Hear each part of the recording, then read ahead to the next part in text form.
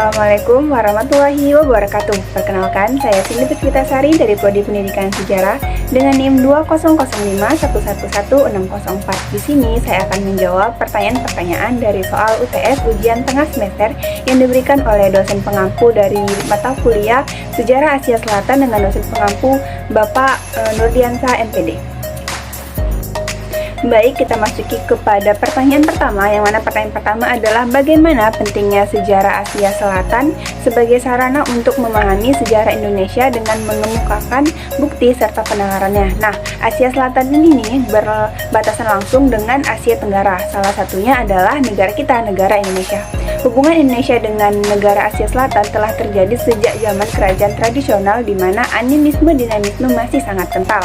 Nah, negara Asia Selatan seperti India sebagai pusat Hindu-Buddha, dunia menjalin hubungan dagang yang baik dengan Indonesia pada masa kerajaan tradisional tersebut, sehingga pengaruh Hindu-Buddha dapat sangat dengan mudah menyebar ke Indonesia, berakulturasi dengan kebudayaan-kebudayaan lokal yang ada di Indonesia. Berbagai kebudayaan India seperti penggunaan huruf Pallawa dan bahasa Sanskerta, sistem kepercayaan, stratifikasi sosial, dan budaya tumbuh dengan subur pada masa itu. Nah, hal ini menunjukkan betapa pentingnya memahami sejarah Asia Selatan sebagai refleksi sejarah Indonesia yang berabad-abad berjaya di tengah kerajaan tradisional. Nah, selain itu, hubungan dagang Indonesia dengan negara di Asia Selatan dapat kita lihat melalui proses ekspor-impor komoditi seperti komoditas karet, minyak, hingga rempah-rempah yang dilakukan oleh negara India, Pakistan, dan Sri Lanka. Nah, selain pada masa kerajaan tradisional, hubungan Asia Selatan dengan Indonesia juga pernah terjadi pada pasca kerajaan, pada pasca kemerdekaan. Hal ini dapat kita lihat dari sektor budaya seperti Afghanistan yang sama-sama negaranya itu mayoritas muslim yang pada dasarnya telah menjalin hubungan selama 62 tahun lamanya dengan Indonesia. Hubungan Indonesia dengan Afghanistan berfokus pada pembangunan perdamaian dan rekonsiliasi serta peningkatan kapasitas pelayanan masyarakat, salah satunya melalui rencana pembangunan di Kabul yang ditunjukkan untuk Regionalis Health and Education Center. Nah, selain itu ada hubungan diplomatik yang juga terjadi antara Indonesia dengan Nepal sejak tahun 1960 dengan berfokus pada kerjasama dengan aspek budaya dan pendidikan. Salah satunya diwujudkan dengan sister city antara Bali dengan Kathmandu yang memiliki kemiripan budaya dan turis interest. Sedangkan dalam aspek pendidikan, keduanya menawarkan kerjasama beasiswa dan pertukaran pelajar antar negara. Sementara itu, hubungan Indonesia dengan Bhutan baru dibentuk pada tahun 2011 yang rencananya berfokus kepada kooperasi dan kerjasama bilateral dalam jangka waktu yang panjang. Dan yang terakhir, hubungan Indonesia dengan Maladewa menekankan kepada kooperasi pada sektor pariwisata, perikanan, kelautan, dan perdagangan. Dengan demikian, sangat penting dalam memahami sejarah Asia Selatan sebagai refleksi untuk memahami sejarah Indonesia, sehingga kita memiliki kultur yang hampir sama. Hubungan yang telah terjalin sejak masa kerajaan tradisional yang berfokus kepada hubungan dagang India, Pakistan, dan Sri Lanka dengan Indonesia yang menjadi tonggak masuknya kepercayaan Hindu-Buddha di Indonesia. Dan hubungan ini berlanjut dan meluas hingga ke negara seperti Afghanistan, Nepal, hingga Bhutan dari segi pendidikan dan kebudayaan yang terjalin setelah pasca kemerdekaan di Indonesia. Baik, pertanyaan yang kedua adalah apa yang menarik dari peradaban lembah Sungai Indus, lalu identifikasikan dengan ditinjau dari aspek sosial, ekonomi, dan agama. Baik, pertamanya kita harus mengetahui peradaban lembah Sungai Indus, yang mana peradaban lembah Sungai Indus juga dikenal sebagai peradaban Indus pada 2800 sebelum Masehi sampai 1800 sebelum Masehi, merupakan sebuah peradaban kuno yang hidup sepanjang Sungai Indus, yang sekarang merupakan bagian dari wilayah Pakistan atau India Barat. Peradaban ini juga dikenal sebagai peradaban yang berpusat di kota Mohenjo-daro dan Harappa. Aliran dari Sungai Indus merupakan kawasan subur sehingga mendukung perkembangan peradaban yang terjadi di masa lalu. Muncul sekitar tahun 2800 sebelum Masehi, peradaban lembah Indus tumbuh menjadi besar dengan masyarakat yang hidup sebagian dari pertanian. Nah, peradaban ini pernah menumbuhkan sejumlah kota besar. Dua kota kuno dari peradaban lembah Indus yang paling terkenal adalah Mohenjo-daro dan Harappa. Mohenjo-daro pernah berkembang menjadi seperti kota-kota legendaris lainnya pada masa ribuan tahun yang lalu. Mohenjo-daro pernah berkembang menjadi seperti kota-kota legendaris lainnya pada masa ribuan tahun yang lalu. Di Mesopotamia atau Mesir kuno dari Yunani kuno, kota ini pernah menjadi salah satu pusat administrasi masyarakat lembah dari Sungai Indus. Wilayah kota tersebut berada di tengah-tengah antara Sungai Indus bagian barat dan Gharak-Hakra pada bagian timur. Kini, kawasan itu termasuk dari bagian wilayah Provinsi Sindh atau Pakistan.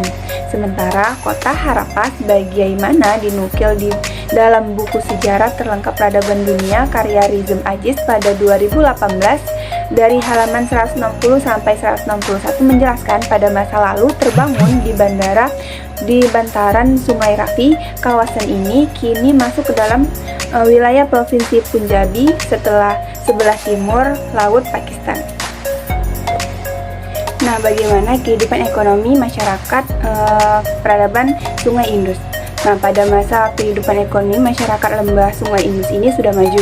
Hal ini dibuktikan dengan adanya kemampuan membangun kota Mohenjo-daro dan Harappa, serta ditemukannya peninggalan budaya-budaya lainnya. Masyarakat lembah Sungai Indus hidup dari pertanian dan perdagangan. Sungai Indus merupakan sarana ekonomi yang paling vital.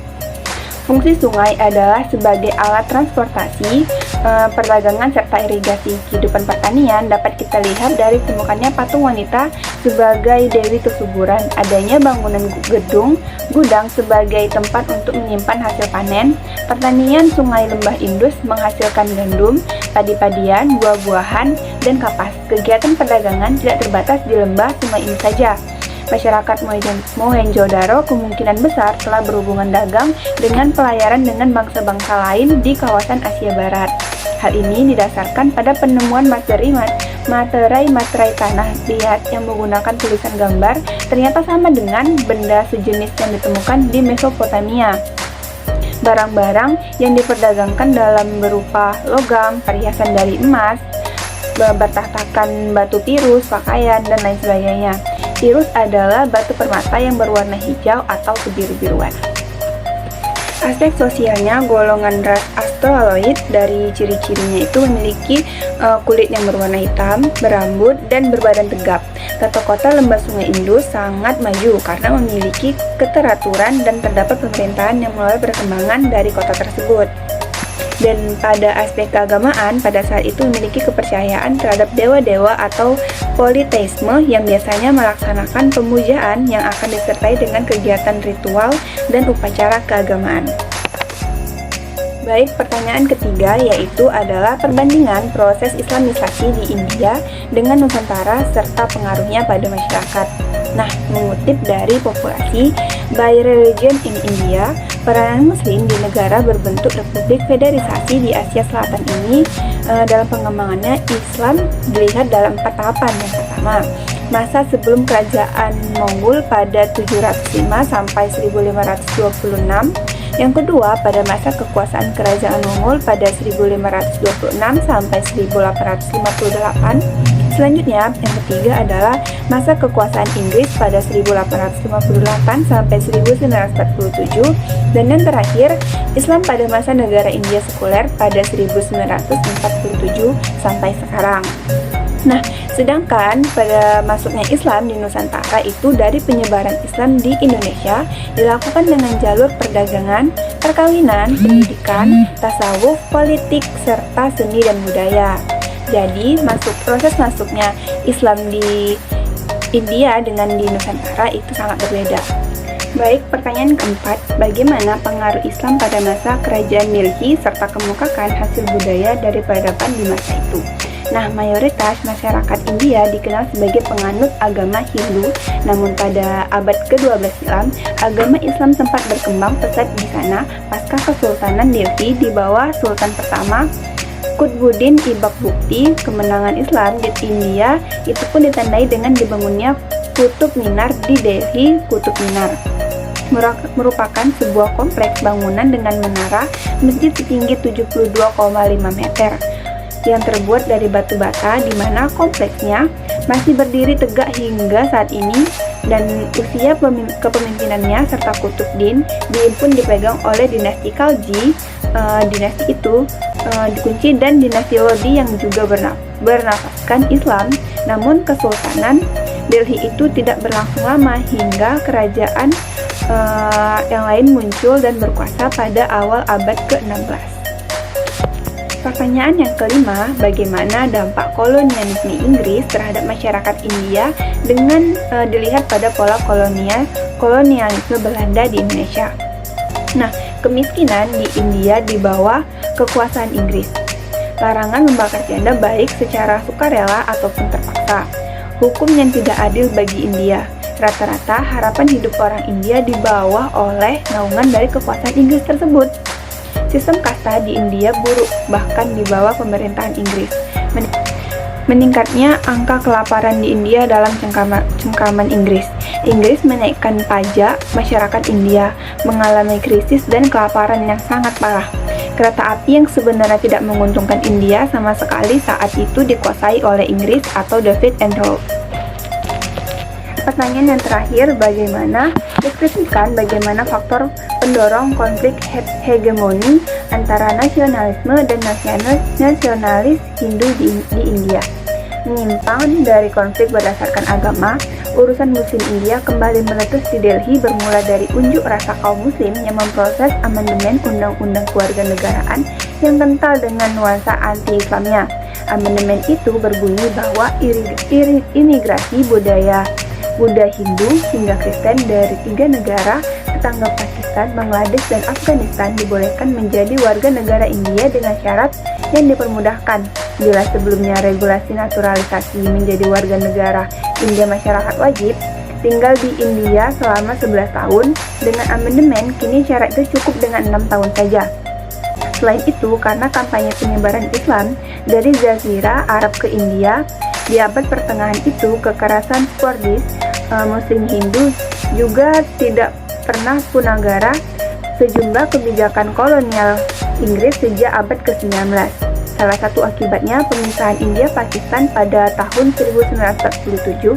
Sementara, konflik-konflik di abad ke-20 turut disuguhkan dari Islamofobia yang dipicu sejumlah aksi terorisme mengatasnamakan Islam karena hegemoni politik kaum Muslim di Asia Selatan didirikan lewat penaklukan, bukan ekspansi. Ekspansi damai seperti yang dilakukan oleh Indonesia, dan itu berjalan selama 6 abad sejak berdirinya Kesultanan Delhi di awal abad ke-13 hingga kemunduran mereka di awal abad ke-18 yang disertai dengan penaklukan Inggris dari 1765 sampai 1818. Cukup sekian penjelasan penjabaran dari pertanyaan soal-soal. Semoga dapat dipahami dan thank you for watching.